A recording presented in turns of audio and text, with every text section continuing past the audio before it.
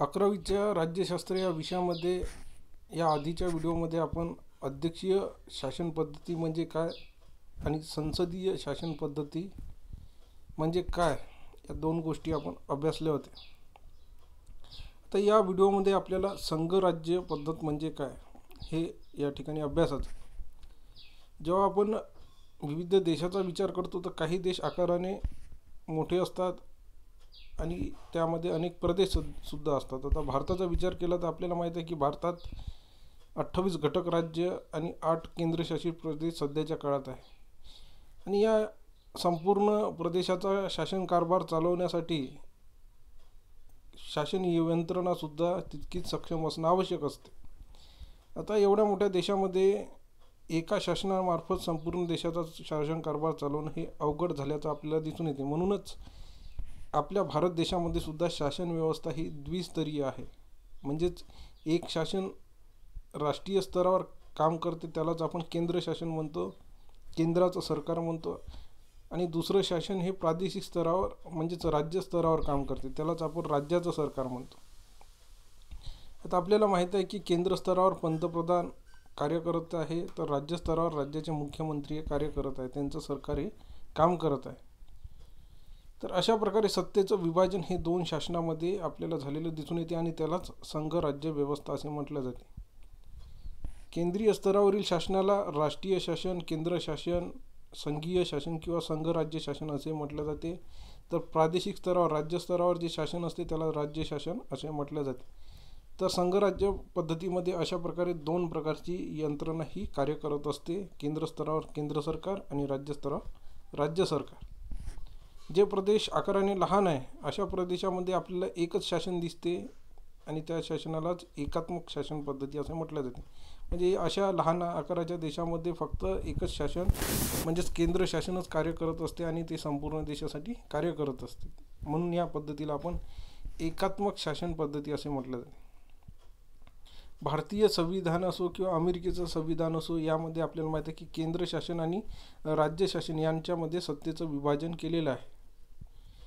आता उदाहरण द्यायचं झालं तर अमेरिकन संविधानात केंद्रीय शासनाचे अधिकार नमूद केलेले आहे. तर भारतीय संविधानाचं आपलं जर 7वं परिशिष्ट आपण अभ्यासलं तर त्यामध्ये सूची दिलेली आहे. त्यामध्ये मग केंद्र सूची यामध्ये आपल्याला माहीत आहे की साधारणतः 97 विषय येतात. राज्य शासनामध्ये राज्य सूची आहे त्यामध्ये 66 विषय येतात आणि समवर्ती सूची ज्यामध्ये 47 की 48 विषय असतात. तर अशा प्रकारे केंद्र सूचीमधील विषयांवर केंद्र शासन काम करते, राज्य सूचीतील विषयांवर राज्य शासन काम करते आणि समवर्ती सूचीत दोन्ही शासनाला कायदे करण्याचा किंवा काम करण्याचा अधिकार. आता काही मध्ययुगीन युरोप संघराज्याचे ऐतिहासिक संदर्भ जर आपण या ठिकाणी बघितले तर आपल्याला असं दिसून येते की अनेक घटक राज्य एकत्र आली, कारण या राज्यांवर परकीय सत्तेचा अंमल होता आणि शत्रूचा सामना करण्यासाठी किंवा समस्या सामायिक पद्धतीने सोडवण्यासाठी हे घटक राज्य एकत्र आले आणि एकसंघ राजकीय व्यवस्था त्यांनी तयार केली. याचं उत्तम उदाहरण म्हणजे स्वित्झर्लंड. स्वित्झर्लंडमध्ये आजही आपल्याला प्रत्यक्ष शासन पद्धती ही दिसून येते. उदाहरण द्यायचं झालं अमेरिका या देशामध्ये वसाहती होत्या आणि या वसाहतीपैकी 13 वसाहती ब्रिटिश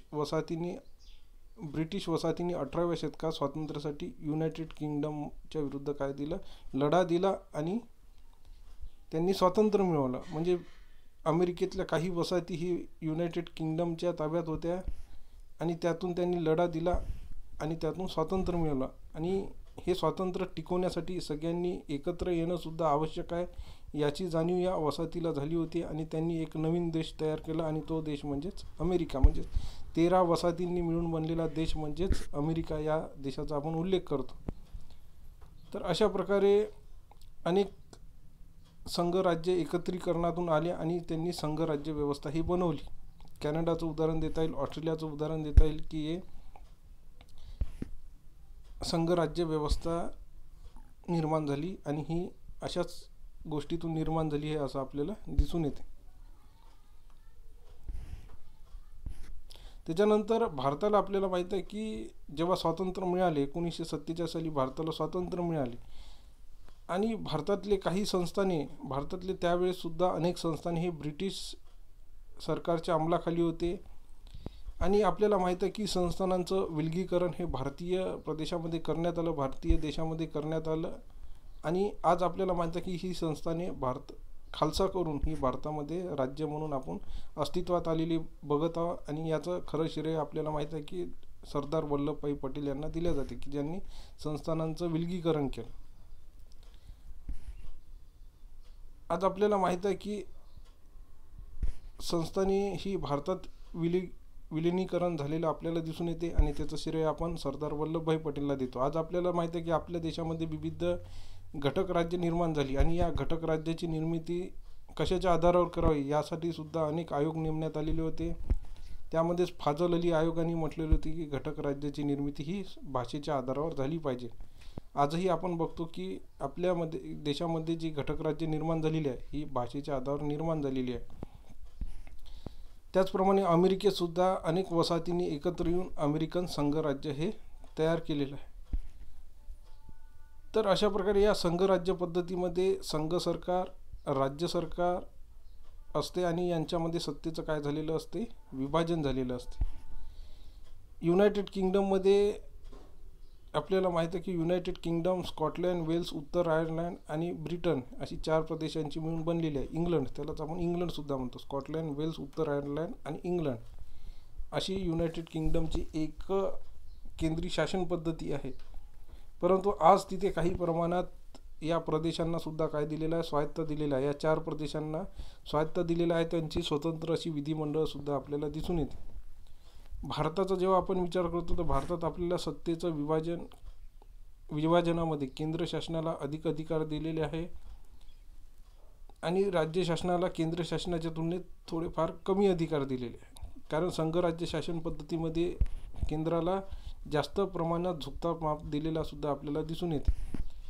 तर अशा प्रकारे आपण या व्हिडिओमध्ये संघराज्य पद्धती म्हणजे काय हे अभ्यासण्याचा प्रयत्न केला. आता भारतीय संविधानाचं जेव्हा आपण 7वं परिशिष्ट पाहत होतो यामध्ये आपल्याला माहीत आहे की केंद्र सूची, राज्य सूची आणि समवर्ती सूची अशा 3ही सूचींचा समावेश आहे. केंद्र शासन आणि राज्य शासन या दोघांनाही समवर्ती सूचीतील विषयांवर कायदे करण्याचा अधिकार आहे. तर अशा प्रकारे प्रत्येक शासनाला कोणकोणत्या विषयावर कायदे करण्याचा अधिकार आहे याचा उल्लेखसुद्धा घटनेच्या 7व्या परिशिष्टामध्ये आपल्याला दिसून येते.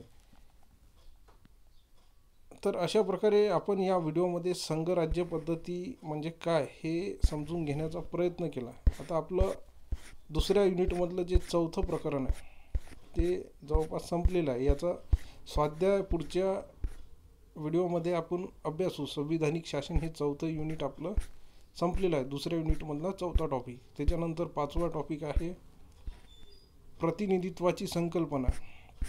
हे आपल्याला पुढच्या व्हिडिओमध्ये अभ्यासाचं आहे. प्रतिनिधित्वाची संकल्पना म्हणजे काय. तर आजच्या या 4थ्या युनिटमध्ये आपण संसदीय शासन पद्धती म्हणजे काय, अध्यक्षीय शासन पद्धती म्हणजे काय आणि संघराज्य शासन पद्धती म्हणजे काय हे समजून घेण्याचा आपण प्रयत्न केला. धन्यवाद.